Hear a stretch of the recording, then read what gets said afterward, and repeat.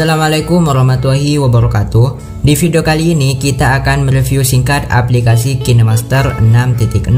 Mungkin ada beberapa dari teman-teman yang belum tahu bahwa aplikasi ini sudah ada versi terbarunya, yaitu KineMaster versi 6 yang rilisnya sekitar awal bulan Mei lalu. Nah, buat teman-teman yang masih belum update, kalian bisa update sekarang, dan untuk aplikasi ini sudah tersedia di Play Store dan juga App Store.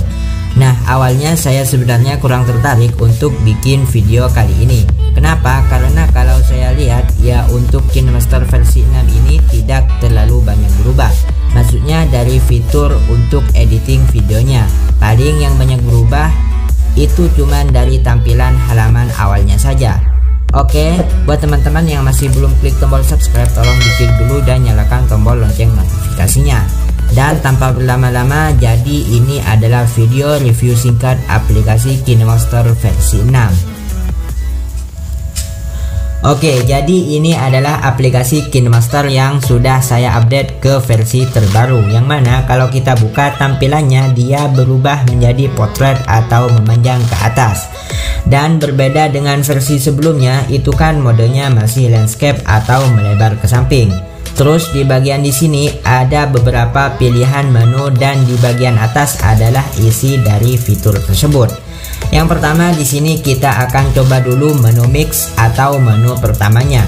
Untuk menu mix pasti kalian familiar dengan tampilan seperti ini, yaitu mirip seperti tampilan sosial media zaman sekarang, contohnya seperti TikTok atau Reel Instagram. Hanya saja yang tampil di sini adalah kumpulan template project yang disediakan sama tim KineMaster sendiri.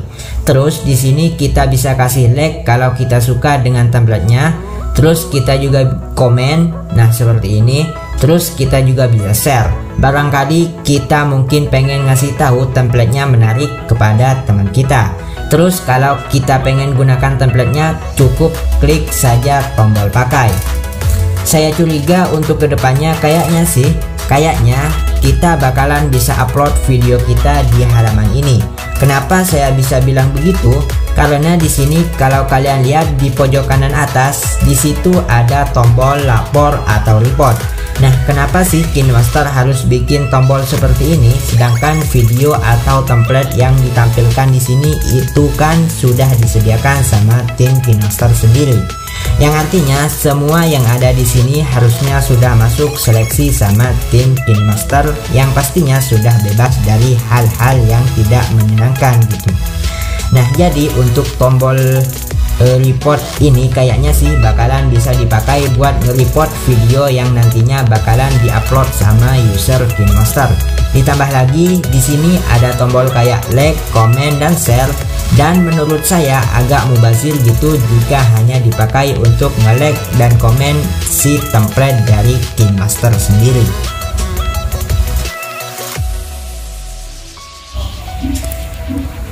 Oke, kita lanjut ke bagian menu cari. Kalau menu cari ini itu adalah halaman atau menu dari Get Project, yang kalau di versi sebelumnya, kalau kita pengen masuk ke halaman ini, itu nanti kita aksesnya bisa lewat tombol dapatkan project atau Get Project, kayak gitu.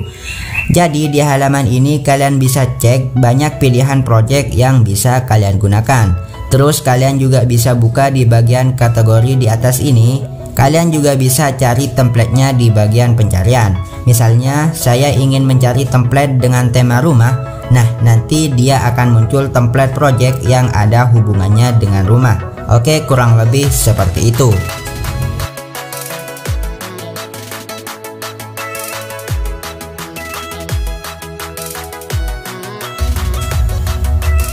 Sekarang kita lanjut ke menu buat. Nah, ini adalah menu atau halaman yang bisa kita buat bikin project kita, yang dimana di bagian atas adalah tombol buat bikin project baru, kurang lebih seperti ini. Terus di bagian bawahnya ini adalah kumpulan proyek yang sebelumnya telah kita bikin. Nah, di sini kita coba bikin proyek baru dulu. Kalau kita coba bikin proyek baru kayak gini, kita tinggal klik tombol buat. Nah, jadi untuk halaman editingnya atau space-nya itu masih sama seperti sebelumnya, yaitu mode landscape kayak gini. Nah, di sini saya sedikit lega Kenapa? Karena kemarin ketika ada informasi bahwa KineMaster katanya bakalan berubah menjadi potret, saya sempat kecewa. Kenapa sih KineMaster harus ngikutin aplikasi editing video zaman sekarang? Yang kita tahu untuk aplikasi editing video zaman sekarang itu kebanyakan tuh di mode potret atau memanjang kayak gini untuk proses editingnya.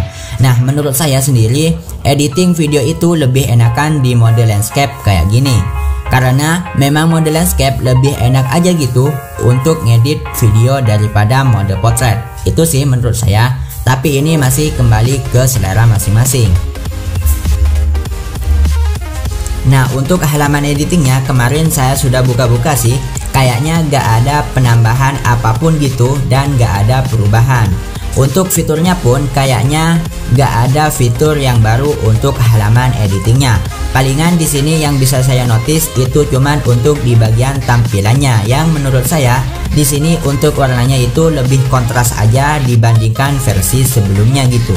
Nah, jadi teman-teman bisa coba saja sendiri karena itu cuma menurut saya. Oke, jadi itu untuk halaman editingnya. Jadi di sini tidak ada perubahan apapun kecuali warnanya. Oke, sekarang kita masuk ke menu yang terakhir yaitu menu saya. Nah, kalau menu saya ini adalah menu profil dari kalian.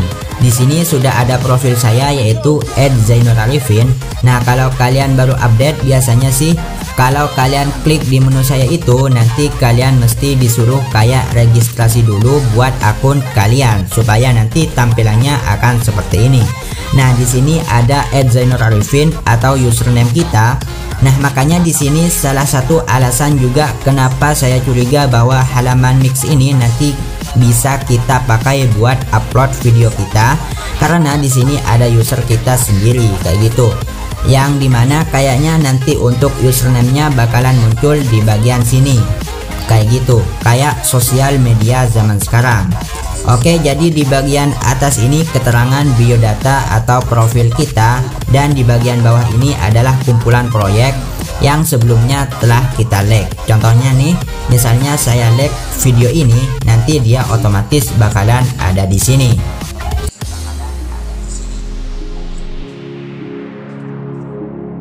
Oke, jadi kurang lebih seperti itu review singkat mengenai KineMaster versi 6 kali ini.